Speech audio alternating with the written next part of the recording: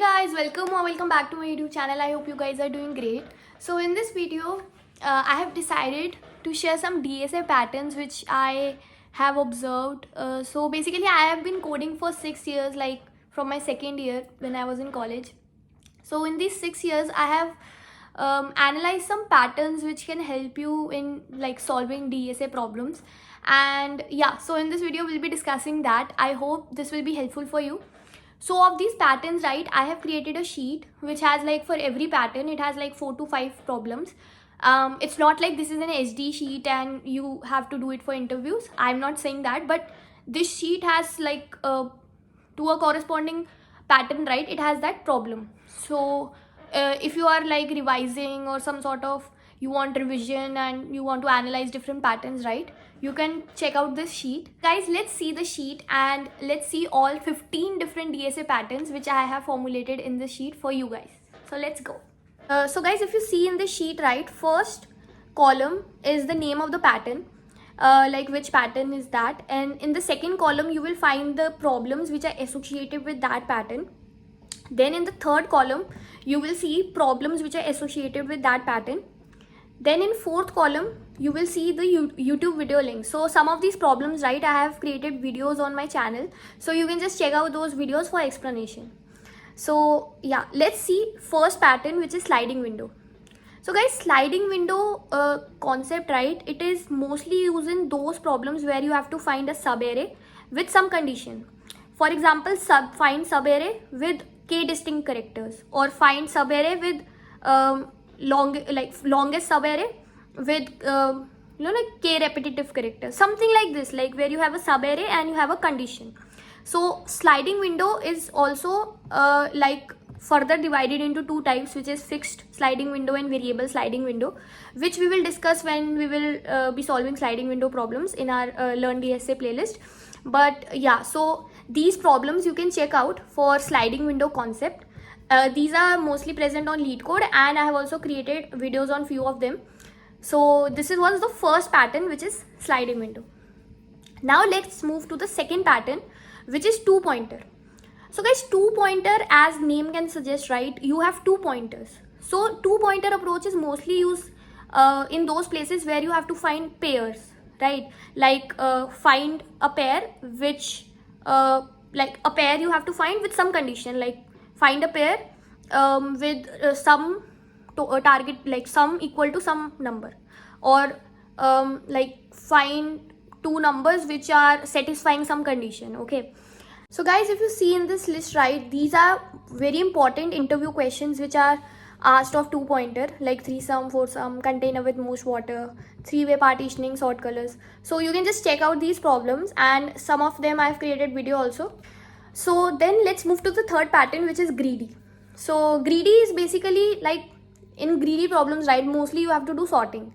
Okay, so these are some problems like where you have to find greedily, like basically you have to find maximum something, like what is the maximum profit, something like these problems, wherein like you have to get the maximum value first, right, then like in decreasing order you have to do, or maybe you have to get minimum value first. So those problems, right, where you have to do sorting, those are greedy problems.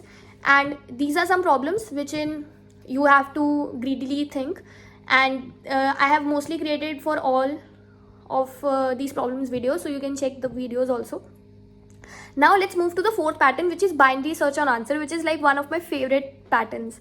So guys, binary search, we all know, right, what is binary search and how we can apply it. But binary search on answer is one of the concept wherein you don't have array sorted. So if you know binary search, in binary search you have to have array sorted, but in binary search on answer concept you don't need to have array sorted, and you can apply binary search. So basically binary search and answer is like where you have to find maximum of minimum or minimum of maximum, something like these. When you have these words in the problem, right, you can just think of like using this concept, and these are some very popular problems of this concept which you can check out. I've also created video on some of these. Now let's see the fifth pattern, which is combination, permutations, or ways. Like you have to find all the permutations of a string, or you have to find combination sum. So these guys, wherever you find these words, right, like find all the subsequences, find all the permutations, combinations, ways, then you have to think of recursion and backtracking. And these are some very popular problems like palindrome partitioning, n-queens, combination sum, gray code, decode ways, permutations. So you can just check out these videos, problems. I have created videos on all of them. Now let's see the next pattern, which is k smallest and k largest. So I hope you guys are aware of heaps, and if not, don't worry, we'll be discussing in we'll be solving a lot of problems in our #LearnDSA playlist. So when we will reach heaps, yeah. So for heaps, right, you have to find k smallest, k largest, like kth smallest in an array, k closest points, k largest, k frequent. So largest, maximum, k largest, k maximum, or k closest, k smallest, k minimum. So something like this, when you have, right, you can use heaps. Now let's move to the next pattern, which is prefix, suffix and word search, right? So whenever guys you hear this word, right, prefix or suffix, or you have to search words, then you just need to your mind should click that okay, you have to use tries. Okay, so yeah, and also like prefix is very important interview prospective problem, right? Like you have to find prefix and suffix search. This is very important problem. Like I have encountered this in an interview. And search suggestion system, find the length of common prefix. This is very important problem, length of common prefix, longest common prefix. Okay, so this is your pattern, which is tries.